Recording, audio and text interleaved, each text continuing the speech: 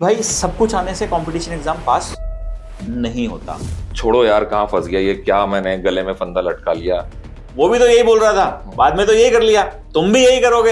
Education system में कोई एक बदलाव करने का आपको पावर दे दी जाए कि चुटकी बजाएंगे और हो जाएगा, तो वो क्या है जो आप बदलना चाहेंगे? अच्छा, तो आप ये कहना चाह रहे हैं कि ऐसे एडटेक प्लेटफॉर्म थे जिन्होंने ये कहा कि हम फ्री में पढ़ाएंगे, लेकिन अल्टीमेटली वो उनका सब्सक्रिप्शन मॉडल आ गया और उन्होंने कैसे भी करके पैसे लिए, पर पैसे लिए, लेकिन आप फ्री में पढ़ाएंगे, आप ऐसा कह रहे हैं? मैं जब तक रहूंगा जब तक ऐसे रहूंगा। नहीं, आप लिख के देंगे हमको? हाँ हाँ, लिख के ले लो ना। ये रिकॉर्ड कर लो भैया, आप इस कैमरे पे इस बात को रिकॉर्ड कर लिया जाए कि ये जो जितने भी कोचिंग इंस्टीट्यूट्स आज की तारीख में चल रहे हैं, जो लाख 1.5 लाख फीस भी ले रहे हैं, इनमें से किसी ने आपको फोन करके बोला है कि ये तुम हमारा धंधा खराब कर रहे हो, ये नहीं चलेगा, मैं होने नहीं दूंगा? तो आज के समय में जब मैं देख रहा हूँ पूरे देश दुनिया में जितनी भी एप्लीकेशंस हैं, उनपे कोई ना कोई सब्सक्रिप्शन मॉडल है। हाँ। और ऐसे में एक फ्री एजुकेशन प्लेटफॉर्म शुरुआत करने की ये अलग सोच किस मोटिवेशन की वजह से है? देखिए, आप जितनी भी सब्सक्रिप्शन की बातें कर रहे हैं ना, वहां पे कुछ प्रोडक्ट होगा। मैं डे वन से बोलता हूँ कि एजुकेशन एक प्रोडक्ट है ही नहीं। आपने पहली से 12वीं तक के वीडियो रिकॉर्ड कर लिए, अब उसको दोबारा क्या करोगे? वही तो सामान बार बार देना है, तो मैंने एक ही बार रिकॉर्ड कर लेते हैं। कुछ सिलेबस चेंज होगा, टेक्नोलॉजी चेंज होगी, तो अपग्रेड करते जाएंगे। पर जब भी कोई फ्री एजुकेशन प्लेटफॉर्म या किसी भी फ्री प्लेटफॉर्म की बात करें, कुछ भी फ्री मिल रहा है, उसको बनाने की एक कॉस्ट है, उसके पीछे टीम लगी हुई है। हाँ। आपकी टेक्नोलॉजी का कॉस्ट है, आपके प्रोडक्शन का कॉस्ट है। हाँ। तो वो पैसा कहाँ से आ रहा है ना? मतलब हम तो एक एनजीओ है, not for profit, not for organisation है। लेते हैं सीएसआर में डोनेशन, और डोनेशन लेते हैं, डोनेशन से इसको रन करते हैं। इंडिविजुअल डोनर्स मिलते हैं आपको? देखिए, भारत में इंडिविजुअल डोनर्स की बात करें, डोनर्स की भी बात करें, तो जब आप एजुकेशन के लिए पैसा लेने जाएंगे तो बहुत मुश्किल हो जाता है, पर हैं लोग हैं जो मतलब एजुकेशन के नाम पे पैसा लेना मुश्किल है, ऐसा कह रहे हैं आप? और देखिए क्या होता है कि पंखे के ऊपर मेरे को अपना नाम लिखवाना है, बेंच लगवा के उसका मेरे को अपने घर वालों का नाम लिखवाना है, वो सब करना बड़ा आसान सा काम है। एक नई सी बात निकाल के लेके आना कि डिजिटल कंटेंट बनेगा, इससे सरकारी स्कूल के बच्चे पढ़ेंगे। अब भाई इसके ऊपर कौन सोचे कि ऐसा हो सकता था क्या? हमने कोविड से पहले सोचा, कोविड ने हमें थोड़ा सा सपोर्ट किया, और आज भारत के प्रधानमंत्री सब डिजिटल भारत की बातें कर रहे हैं। तो पैसा कहीं से भी नहीं लेंगे, मतलब यूजर नहीं देगा, जो एंड यूजर है वो नहीं देगा, और अगर आप गवर्नमेंट के साथ काम कर रहे हैं तो सरकार से भी पैसा नहीं मांगते हैं? नहीं मांगते ना। और इसके लिए आप डोनेशंस की बात करते हैं, सीएसआर एक्टिविटी में फंड्स लेते हैं ताकि काम हो जाए। देखिए क्या होता है, सरकार से पैसा मांगने का मतलब है कि आप सिस्टम के एक पार्ट बनने वाले हैं, और हम उसको अवॉइड करना चाहते हैं। हम नहीं चाहते कि हम पैसे के लिए सरकार से जुड़े। अगर हम उस लिंकिंग के थ्रू वहां से जुड़े तो फिर जो इंडिपेंडेंस है, जो हम प्रोडक्ट डिलीवर करना चाहते हैं, वो प्रोडक्ट डिलीवर ही नहीं हो पाएगा। अच्छा, तो जिनेंद्र भाई, आपने बोला कि पैसा लेना एजुकेशन में बहुत मुश्किल है। हाँ। तो कभी ऐसा लगा कि छोड़ो यार, कहाँ फंस गया ये, क्या मैंने गले में फंदा लटका लिया, गिव अप कर देता हूँ, ऐसा आया कभी आपके साथ? देखिए, ऐसा क्या होता है, ये जीवन में बहुत बार होता है। सबसे पहले जब परिवार देखते हैं तब बहुत बार होता है, क्योंकि पहले ठीक ठाक सा काम किया है, ठीक ठाक से पैसे कमाए हैं, अब अचानक से आपकी लाइफस्टाइल नहीं, मेरी टीम ने बताई कि अभी देश का एक बड़ा एडटेक प्लेटफॉर्म जो है, आप शुरुआती दौर में उसके साथ जुड़े हुए थे। हाँ, मैं जुड़ा हुआ था। वो भी यही बोलते थे कि फ्री पढ़ाएंगे। अच्छा। फ्री पढ़ाने के लिए एडटेक शुरू किया है, और ये जो हमारे पूर्वज, ये जो हमसे सीनियर लोग हैं जो काम करके गए हैं, वो हमारे लिए थोड़ा सा और मुश्किल क्रिएट कर देता है। क्योंकि जब हम किसी को अप्रोच करते हैं तो कहते हैं, अरे वो भी तो यही बोल रहा था, बाद में तो यही कर लिया, तुम भी यही करोगे। अच्छा, तो आप ये कहना चाह रहे हैं कि ऐसे एडटेक प्लेटफॉर्म थे जिन्होंने ये कहा कि हम फ्री में पढ़ाएंगे, लेकिन अल्टीमेटली वो उनका सब्सक्रिप्शन मॉडल आ गया और उन्होंने कैसे भी करके पैसे लिए, पर पैसे लिए। हाँ। लेकिन आप फ्री में पढ़ाएंगे, आप ऐसा कह रहे हैं? मैं जब तक रहूंगा जब तक ऐसे रहूंगा। नहीं, आप लिख के देंगे हमको? हाँ हाँ, लिख के ले लो ना। ये रिकॉर्ड कर लो भैया, आप इस कैमरे पे इस बात को रिकॉर्ड कर लिया जाए कि जब तक मिशन ज्ञान रहेगा, जब तक मिशन ज्ञान काम करेगा, वो अपने सारे कोर्सेज को ओपन ही रखेगा। और विक्रम भाई, मैं आपको एक बात बताता हूं कि ये जो आपने जो मुझसे बात पूछी कि आप फ्री रखेंगे क्या, हमेशा रखेंगे क्या, पिछले 5-6 सालों में मैं इस बात को बहुत बार जिया हूं, या मैं इसको उल्टा कहता हूं, इस बात को सुन के मैं बहुत बार मरा हूं और फिर वापस निकल के आया हूं। क्या हुआ कि साहब, लोगों ने बोला, रहे नहीं, पूर्वज भी ऐसा करके गए हैं, ये भी ऐसा ही करेंगे, शुरुआत ऐसी होती है, डेटा बन जाए एक बार, उसके बाद देखना ये करेंगे। हमने विक्रम भाई हर चीज को सॉल्व करते गए। हमारी ऐप के ऊपर लॉगिन नहीं है, पहले था, अब लॉगिन क्यों नहीं है इसका कारण बताता हूं आपको। मुझे नहीं चाहिए भाई किसी का मोबाइल नंबर कि कौन आदमी मेरी ऐप को, अच्छा, डेटा गेम ही नहीं है, नहीं है ना वो डेटा गेम, पैसा भी नहीं ले रहे हो, और जो यूज कर रहा है आपकी ऐप को रजिस्टर कर रहा है, रजिस्ट्रेशन का सिस्टम ही नहीं है, रजिस्ट्रेशन का सिस्टम नहीं, आप डाउनलोड करो और यूज सीधा डाउनलोड करो और कंटेंट एक्सेस करो। और कुछ वैसा छुपा हुआ तो नहीं है, फ्री है फिर प्रीमियम है, प्रीमियम लेना है तो या लाइव क्लास लेनी है, ऐसा कुछ डाउट क्लास? देखिए क्या होता है कि मतलब आप भी मतलब अभी तक वहीं तक पहुंच पा रहे हो कि हाँ सही बात है साहब डाउट क्लास लेनी है। देखिए हम एक बहुत बेसिक प्रॉब्लम को सॉल्व कर रहे हैं, मैं कभी नहीं बोल रहा कि हम कोई बहुत बड़ा काम कर रहे हैं। बेसिक प्रॉब्लम क्या है विक्रम जी कि भारत में ऐसे बहुत सारे बच्चे हैं जिनके पास अभी कंटेंट ही नहीं है। सही है, मैं उसको सॉल्व करना चाह रहा हूं। मैं कभी नहीं कह रहा कि मैं डाउट क्लास पे आ जाऊंगा, क्योंकि ये बात आपकी बिल्कुल ठीक है, जब मैं 1-to-1 डाउट क्लास या किसी भी तरह की डाउट क्लास के अंदर आने की कोशिश करूंगा तो मुझे रजिस्ट्रेशन उस बंदे का एक्सेस चाहिएगा, तभी तो मैं उससे बात कर पाएंगे 1-to-1 कनेक्ट के लिए चाहिए। यस, तो हम बिल्कुल अलग प्लेटफॉर्म है, कोई भी कमर्शियल सेटअप जो काम कर रहा है उससे हम बिल्कुल अलग कैसे हैं। हम क्या है, हम डेटा प्रोवाइडर हैं, हम वीडियो प्रोवाइडर हैं। अब आप इन वीडियो का उपयोग कीजिए। अच्छा, और कितने टीचर्स अभी तक आपके साथ जुड़ चुके हैं जिन्होंने काम किया है टिल डेट मिशन ज्ञान के साथ? अभी तक तो हमारे पास मतलब अप्रोक्सीमेट 200 से ऊपर लोगों ने हमारे साथ काम किया है। 200 से ऊपर लोगों ने आपके साथ कंटेंट क्रिएट किया है, आपके साथ मिलकर किया है देश के बच्चों के लिए। हाँ, अभी हम हिंदी मीडियम में, इंग्लिश मीडियम में, साइन लैंग्वेज के ऊपर, इसके अलावा थर्ड लैंग्वेज में हमारे पास पंजाबी भी है, सिंधी भी है, हमारे पास उर्दू भी है कि कोई भी पढ़ना चाहे। इसके अलावा फर्स्ट टू 12th सब कुछ फ्री में दे रहे हैं, सारे सब्जेक्ट हर बच्चे के लिए। नहीं सर, आप इस बात से बाहर क्यों नहीं आ रहे हो? सुनो आप, मैं आपको बताता हूँ, मिशन ज्ञान मतलब मिशन ज्ञान के ऊपर कुछ भी है वो फ्री है, वो फ्री में है। हाँ, दैट्स वंडरफुल। और कितने घंटे का कंटेंट बना दिया आपने ये फ्री वाला? अभी हमारे पास करीब 20,000 घंटे का कंटेंट होगा। 20,000 घंटे का कंटेंट आपने बना डाला। हाँ, और लोग पढ़ रहे हैं इससे, लोग पढ़ रहे हैं। और हमने ये भी सुना है कि आपकी ऐप देश की सबसे ज्यादा डाउनलोड की जाने वाली ऐप्स में कई बार शामिल हो गई है। हाँ, मतलब अभी हमारे ऐप के करीब 22 लाख के करीब डाउनलोड्स हैं। 22 लाख डाउनलोड्स। हाँ, तो वो ऊपर नीचे चलता रहता है, पर मुझे ऐसा लगता है 22 लाख बड़ा डिसेंट नंबर है। अभी तक हम इसके किसी भी तरह से मार्केटिंग या किसी चीज के ऊपर काम नहीं करते हैं, उसका रीजन वही है, और इस कामों के लिए बजट है नहीं। तो जिनको पता चलता है कि हाँ ऐसा एक प्लेटफॉर्म है, तो उसको डाउनलोड करके यूज करना शुरू करते हैं। चलिए, हमने ये तो ठोक बजा के 4-5 बार आपसे कंफर्म कर लिया कि फ्री है, सब कुछ फ्री है, लेकिन जब कुछ फ्री होता है देश में तो क्वालिटी से कहीं ना कहीं कॉम्प्रोमाइज किया जाता है। तो यहाँ दो तरह की क्वालिटी हो सकती है, क्योंकि आप टेक यूज कर रहे हैं तो उसकी रिकॉर्डिंग की क्वालिटी हो सकती है, या टीचर्स की क्वालिटी। रिकॉर्डिंग एक बार थोड़ी कम चल भी जाएगी क्वालिटी में, लेकिन टीचर्स की क्वालिटी कम हो सकती है। तो ऐसा कुछ है जो आप हमें बताना चाहेंगे? देखिए बिल्कुल सही बात है, जब फ्री होता है ना तो सबके दिमाग में यही होता है कि पता नहीं यार कैसा होगा। और हम भी नॉर्मली फ्री की चीजों को, भारत में एक मेंटालिटी है कि फ्री की चीजों को लोग ग्रांटेड लेते हैं कि हाँ ठीक है यार, छोड़ो। हमने क्या किया विक्रम जी, सबसे पहले क्वालिटी के ऊपर बहुत काम किया, क्योंकि जो मेरा बैकग्राउंड रहा है वहां मुझे समझ में आया था कि एक वीडियो अगर अच्छा है तो कब अच्छा है, जब वो दिखेगा अच्छा, सुनेगा अच्छा, और उसके बाद स्क्रीन पे बढ़िया लाइटिंग होगी तब। हमने सबसे पहले इसके ऊपर काम किया। हमारे पास प्रोफेशनल स्टूडियोज हैं, प्रॉपर टेक्निक है, हम लेटेस्ट टेक्नोलॉजी को यूज कर रहे होते हैं, और वो सब चीजों को हम निकाल के लेके आते हैं। अब मैं आपकी दूसरी बात पे आता हूँ, वो बात थी कि सब कंटेंट। देखिए हम कोशिश तो ये करते हैं कि हम गवर्नमेंट टीचर्स के साथ ही काम करें। इसका एक रीजन क्या है कि गवर्नमेंट टीचर, अगर गवर्नमेंट स्ट्रेंथन होगी तो भविष्य में इसको, इस सिस्टम को रिटेन करना उनके लिए बड़ा आसान होगा। और मैं ये मानता हूं, देखिए अगर हम आगे बढ़ गए हैं तो हम पीछे तो नहीं आ सकते हैं। अगर हम एक बार टेक्नोलॉजी की तरफ बढ़ चुके हैं तो वो पीछे आना थोड़ा सा मुश्किल काम है। तो भविष्य में हमारी जनसंख्या जिस तरह से बढ़ रही है, हमारे पास जो रिसोर्सेज हैं, इन चीजों की जरूरत पड़ेगी।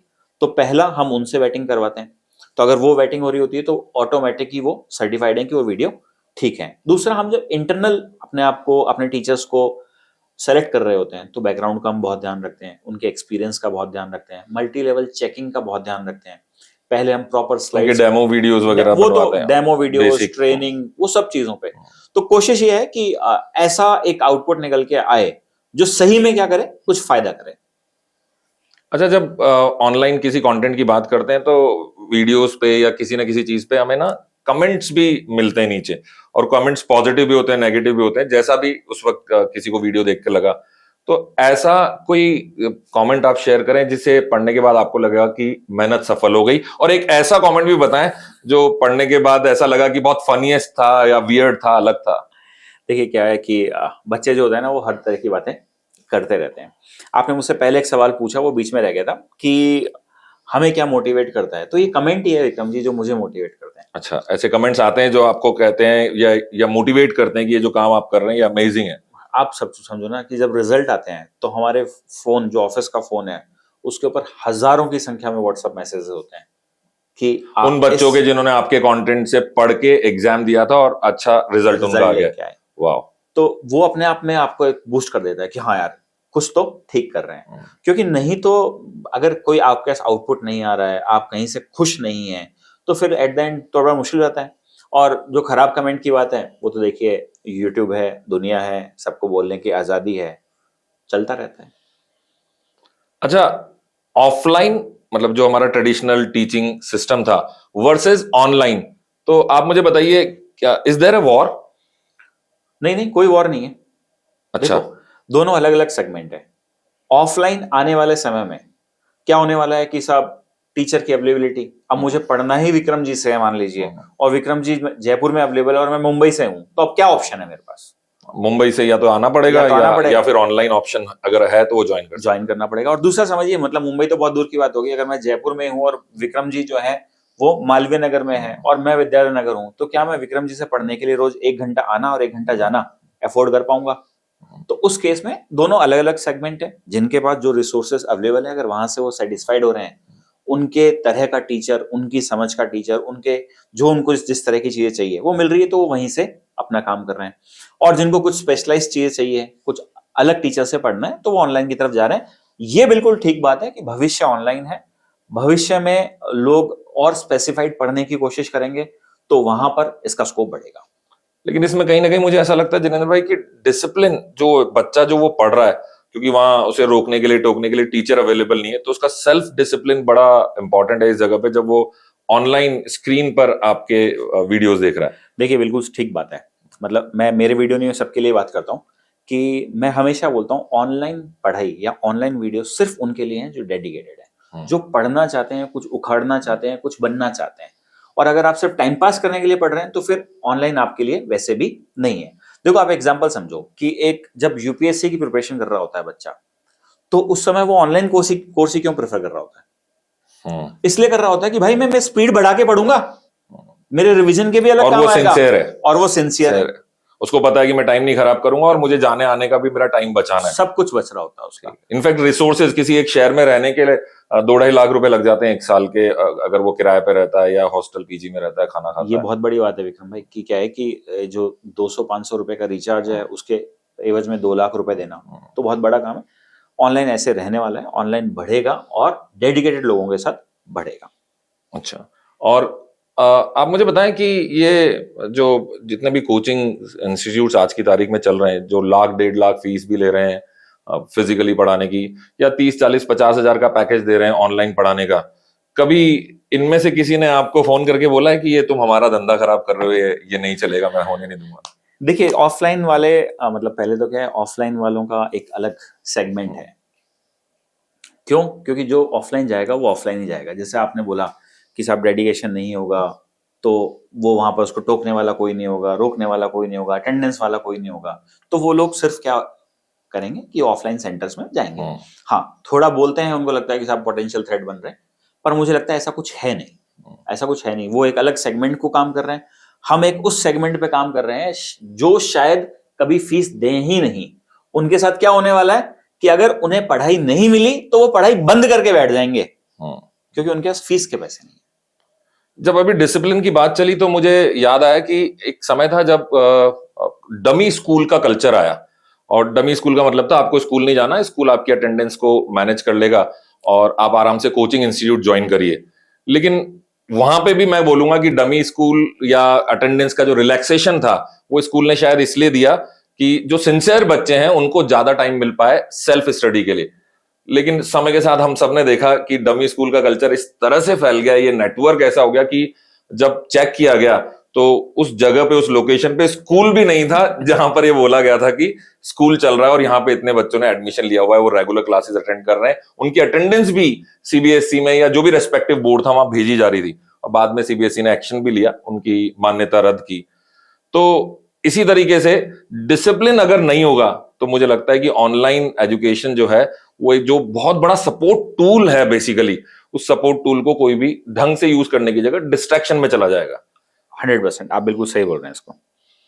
अच्छा, आपका मुझे पूछना पड़ेगा ये कि आपका रिपोर्ट कार्ड कैसा था स्कूल के टाइम पे? सबको सीना चौड़ा करके दिखाने वाला या सबसे छुपाने वाला? देखिए, मैं स्कूल में हमेशा सिर्फ मैथ्स में ही ठीक रहा था। जब मैं 6 क्लास में था तो मैं मेरी हायर क्लासेस की मैथ्स को सॉल्व कर पाता था। इसमें मेरे प्रिंसिपल जो थे राजू सर, उनका बड़ा कंट्रीब्यूशन था, क्योंकि मैं जिस स्कूल में पढ़ा उसका नाम था बालबाड़ी। अगर कोई बीकानेर से होगा, कोई सुन रहा होगा तो उसे पता है बालबाड़ी किस तरह से पढ़ाई कराते थे। वहां पर बहुत ज्यादा फोकस मैथ्स पे होता था और लकीली मैं उसमें ठीक ठाक सा रहा। जब आगे बढ़े तो और किसी सब्जेक्ट में कोई मार्क्स आए नहीं, आगे बढ़े, अपनी पढ़ाई पूरी करी, खुद के लिए एग्जाम देने शुरू करे, तो वहां समझ में आ गया था कि भाई सब कुछ आने से कंपटीशन एग्जाम पास नहीं होता। आप 2-4 अपने बेस बनाइए और उस बेस के ऊपर काम करना शुरू कीजिए। वो अपने लिए पढ़ाई करते करते खुद को लगा कि पढ़ाना चाहिए, मैथ्स ठीक थी और रिपोर्ट कार्ड दिखाने लायक था नहीं। तो मेरी टीम ने बताया कि आपने कोई मैथ्स कीड़ा नाम से कोई प्लेटफॉर्म पहले भी चालू किया। हमने मतलब ये मिशन ज्ञान शुरू करने से पहले कोशिश ये की थी कि हम एक कमर्शियल एंड शुरू करें और वहां से जो रेवेन्यू जनरेट हो, उस रेवेन्यू को अपन यहाँ पर स्कूल्स पे लगाएं। पर अगेन फोकस बहुत बड़ी एक चीज होती है। अभी भी मैं कोशिश ये करता हूँ कि मैं सिर्फ मिशन ज्ञान पे फोकस रहूं, क्योंकि अगर मैं 2 काम कर रहा होता हूँ तो फिर ये काफी हैम्पर हो जाता है। क्योंकि हमेशा हमने सुना है कि अगर हम पैसे कमाने के लिए, भले ही वो उसका एक पर्पस है कि उस पैसे को कमा के मैं एक ऐसा काम करूंगा जो ग्रेटर इम्पैक्ट दे सके सोसाइटी में, लेकिन वो फिर पैसा कमाने की जब आपको लग जाती है धुन, जो लग जाती है, उसके बाद बहुत मुश्किल है उस धुन से बाहर निकल। हाँ, धुन भी मतलब हम तो काफी क्लियर थे पर फिर भी नहीं हो पा रहा था। इसलिए सोचा कि एक तरफ फोकस करते हैं। काफी एक चीज को, अगर आप एक चीज पे मेहनत कर रहे हैं ना, तो उसके ग्रो होने के चांसेस थोड़े ज्यादा है। और ये मेरे कमर्शियल सेटअप में समझ में आया था कि साहब, अगर आपका किला स्ट्रांग है, अगर आपकी बेस स्ट्रांग है, तो आप 100% कुछ ना कुछ बढ़िया कर जाओगे। कितनी उम्र हो गई आपकी? अभी मैं 39 ईयर्स का हूँ। 39 ईयर्स के हैं। तो जब आप स्कूल में पढ़ रहे थे तब ये सोच भी कहीं नहीं हो सकती थी कि ऑनलाइन एजुकेशन जैसा कुछ हम समय के साथ देखेंगे, और आज ऑनलाइन एजुकेशन में आप खुद काम कर रहे हैं और बहुत बड़ी एडटेक कंपनीज देश में हैं, और इनफैक्ट कई सारे इंस्टीट्यूट जो फिजिकली चलते हैं वो उन्होंने भी अपना पूरा ऑनलाइन कंटेंट तैयार कर लिया एक एडिशनल सपोर्ट के लिए, लेकिन आपकी तरफ फ्री कोई नहीं दे रहा है, और ये आप मुझे कई बार कंफर्म कर चुके हैं। तो मेरा सिर्फ इतना सा कहना है कि ओवरनाइट आपने दोनों तरह के एजुकेशन सिस्टम देखे, जो ट्रेडिशनल हमारा एजुकेशनल सिस्टम था, आज भी है, और साथ में ये जो चेंज आया, रेवोल्यूशन जो आया ऑनलाइन एजुकेशन की फॉर्म में, ओवरनाइट अगर आप एजुकेशन सिस्टम में कोई एक बदलाव करने का आपको पावर दे दी जाए कि चुटकी बजाएंगे और हो जाएगा, तो वो क्या है जो आप बदलना चाहेंगे? अभी तो मैं कुछ नहीं करना चाहूंगा, क्योंकि क्या है, आप जो सुनना चाह रहे हैं वो मैं आपको सुना नहीं पाऊंगा, क्योंकि सिस्टम एक दिन में चेंज होता नहीं है ना। मतलब मैं चुटकी बजाऊंगा और कुछ हो जाएगा, ये संभव नहीं है। एजुकेशन एक ऐसा फील्ड है जिसमें कंटिन्यूअस इंप्रूवमेंट की बहुत। अच्छा, चलिए मैं क्वेश्चन बदल देता हूं कि भारत एक ऐसे, मतलब मैं नहीं कह रहा मिशन ज्ञान या जिनेंद्र सोनी, लेकिन भारत एक ऐसे बदलाव को देखना चाह रहा है, तो वो बदलाव क्या होना चाहिए? हो रहा है ना, मतलब अभी अगर एनसीईआरटी की बात करें, देखिए करिकुलम चेंज हो रहा है। प्रैक्टिस मतलब एक्सरसाइज की जगह क्या डाल दिए गए हैं, स्किल बेस्ड सब्जेक्ट्स आ गए हैं, बिल्कुल आ गए हैं। तो यही तो नीड थी। आप अभी तक हमारे पास क्या हो रहा था, भाई साइंस पढ़नी पड़ेगी, तेरे को मैथ्स पढ़नी पड़ेगी, नहीं पढ़नी भाई, वोकेशनल। इसका मतलब आप कहना चाहते हैं कि देश का एजुकेशन सिस्टम सही दिशा में अब जा रहा है। अब जिस तरह हम गति करना शुरू हुए हैं, जिस तरह बढ़ना शुरू हुए हैं, ये 100% अगर इसको ढंग से इंप्लीमेंट किया गया, एनईपी 2020 को जिस तरह से लाया जा रहा है, तो बहुत बढ़िया रिजल्ट देखने को मिलेंगे। चलिए, एक आखिरी सवाल मैं आपसे पूछना चाहूंगा कि अगर मैं आपको कहूं कि इस वक्त, इस क्षण, देश का हर बच्चा जो स्टूडेंट है, स्कूल में पढ़ रहा है, वो मिशन ज्ञान से जुड़ा हुआ है या नहीं जुड़ा हुआ है, लेकिन देश का हर बच्चा अगर आपको इस वक्त सुन रहा है, तो वो क्या एक एडवाइस आप उस बच्चे को देना चाहेंगे जो उसे काम आए? बहुत ही सिंपल बात है जो मैं फॉलो करता हूँ, लगातार लगे रहना बहुत इंपॉर्टेंट है। ऐसे बहुत सारे दौर आएंगे जब आप फेल हो रहे होंगे, आपको लग रहा होगा कि अब नहीं हो पाएगा। उस समय अपने माँ बाप को देखना है, उनसे बड़ा मोटिवेशन कोई नहीं है। उन्होंने आपके लिए बहुत सेक्रीफाइस किए हैं, तभी आप पढ़ पा रहे हैं। और उनको देख के जब आप पढ़ेंगे, आगे बढ़ेंगे, तो 100% आप कुछ तोड़ पाएंगे, कुछ उखाड़ पाएंगे, सक्सेस अचीव कर पाएंगे। अच्छा, एक बात मैं आपसे पूछना भूल गया। मुझे जब मैंने आपसे पूछा कि ऐसी स्थिति आई होगी, आपने बोला पैसे लेके आना बहुत मुश्किल होता है इस काम के लिए, डोनर्स को ये समझाना कि हम ईमानदारी से काम करेंगे या इसका इम्पैक्ट बहुत अच्छा आएगा, पॉजिटिव इम्पैक्ट आएगा, बट फाइनली जब भी आप समझा पाते हैं और कोई आपके साथ कोलैबोरेट करते हैं, आपको आपके सहयोग में जुड़ जाते हैं, तो ऐसे लोगों को मैं चाहूंगा कि ऐसे लोगों की संख्या देश में बहुत ज्यादा होनी चाहिए, क्योंकि आज भी भारत गांव में बसता है जहां ढेरों बच्चे, लाखों बच्चे ऐसे हैं जिनके पास बेसिक एजुकेशन का एक्सेस भी अवेलेबल नहीं है। तो आप मुझे बताएं, जो पैसे की जब मारामारी हुई तो ऐसा हुआ कि जो टीम थी उसकी तनख्वाह भी नहीं दे पा रहे थे? ऐसा बहुत बार हुआ। अच्छा, बहुत बार हुआ, एक से ज्यादा बार हुआ कि मतलब मैं सैलरी नहीं जा रही है? हाँ हाँ, मैं आपको तो लोग रुके कि चले गए? कुछ रुके। अच्छा, कुछ रुके, कुछ चले गए। अभी ना हमारे अभी लोग हमें ना मतलब एक कमर्शियल सेटअप की तरह ट्रीट करते हैं। जैसे टीचर जो प्रॉब्लम बाकियों को आती है वो हमें भी आती है। हमारे टीचर्स को लोग अप्रोच करते हैं कि साहब आ जाओ हमारे पास, हम इतने बढ़ा के दे देंगे, तो वो हमें भी फेस करना पड़ता है। पैसे बढ़ा के देना नॉन कमर्शियल सेटअप में बहुत मुश्किल काम है। मैं आपको 10%, 20%, 30% तो बढ़ा के दे सकता हूँ, पर आप बोलो कि डबल करके दे दो, तो मेरे लिए पॉसिबल नहीं है। आज से पहले 2 बार ऐसी सिचुएशन आई जब हम बंद होने की कगार पे थे। तो विक्रम जी, मैं हमेशा इस बात को बोलता हूं कि ये काम मेरा नहीं है, ये किसी और का काम है, मैं एक जरिया हूं। तो हमेशा रास्ते बनाए गए, हमेशा कुछ ना कोई आया जो हमारे लिए शील्ड की तरह खड़ा हुआ, हमें उस सिचुएशन से निकाला और हम काम कर रहे हैं। आप कहना चाहते हैं कि ठाकुर जी ने आपको नए रास्ते दिखाए? देखिए, ठाकुर जी की तो देखो, उनके बिना तो ये काम संभव है ही नहीं। मैं समझता हूं कि आई एम वेरी ब्लेस्ड। तो जब भी कोई समस्या आती है तो मैं सिर्फ एक एप्लीकेशन लगाता हूँ कि साहब ये समस्या है, इसको आप देखो कैसे अपन सॉल्व कर सकते हैं, हम करना चाहते हैं। देखिए जिनेंद्र भाई, मुझे ऐसा लगता है कि जब आपकी नीयत बहुत क्लीन होती है, इंटेंट बड़ा जबरदस्त होता है और आप सोशल इंपैक्ट में कुछ ऐसा करना चाहते हैं जिससे सच में एक बड़ा बदलाव आ सके और उन लोगों तक वो सारी तमाम सुविधाएं हम पहुंचा सके जो इन सुविधाओं से महरूम है, ऐसी नीयत के साथ जब हम काम करते हैं, तो जब हमारी परेशानी आती है ऐसे समय में लोग कहीं ना कहीं ऐसे अचानक से उग आते हैं हमारी मदद करने के लिए। और मैं चाहूंगा कि देश का हर वो टीचर जो कहीं ना कहीं ये सोचता है कि एजुकेशन हमारी बेसिक, हमारे बच्चों की बेसिक रिक्वायरमेंट है, ऐसे उन तमाम टीचर से मेरी रिक्वेस्ट है, अपील है कि कोशिश करें कि वो मिशन ज्ञान से जुड़ सके, इन्हें सपोर्ट करें, क्योंकि कमर्शियली जुड़ने के लिए तो बहुत लोग तैयार हो जाएंगे, बट जब इंटेंट क्लियर है और जैसा इन्होंने कहा हमेशा की तरह की फ्री एजुकेशन सिस्टम इन्होंने डेवलप करने का प्रयास किया है पूरे देश भर में, ऐसी स्थिति में हमें उन लोगों की भी जरूरत है जो वॉलंटियरली आकर मदद करें कि मेरा ये सब्जेक्ट अच्छा है, मैं आपके साथ 2 चैप्टर्स 10 चैप्टर्स रिकॉर्ड करना चाहता हूं, मैं सपोर्ट करना चाहता हूं आपके इस मिशन में। तो मेरा रिक्वेस्ट है कि ये तमाम टीचर्स आपसे संपर्क जरूर करें। और आपका बहुत बहुत धन्यवाद कि आप यहाँ पधारे और विक्रम शर्मा इंडिया के इस पॉडकास्ट में आपने आज हमसे वो बातें शेयर की जो देश जानना चाहता है। Thank you so much. Thank you Vikram. नमस्कार।